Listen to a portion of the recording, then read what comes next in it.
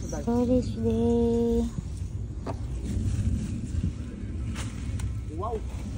Grabe. Pure pillow. Sino kaya nagsulat yan? Fur pillow yan dapat, hindi pure pillow. Pure pillow. Malinis yan. Walang halo yan, ma'am. Ah, kasalanan. Magaling. Outsourcing day. Bibili ng mga kahon. Box for the gamit. Dito yun.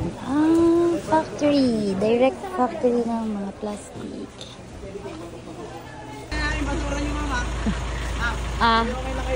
Salay Okay na. Dito na yung basurang nakatayo. Grabe kayo guys. Mga basura nyo.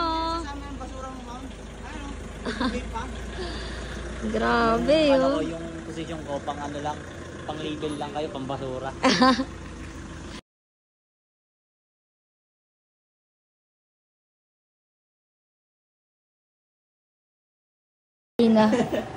Nanggugulo daw. Ako ate. Magsando ka na kayo. Sige na, pray.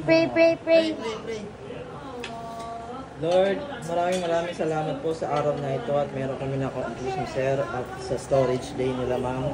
Pray.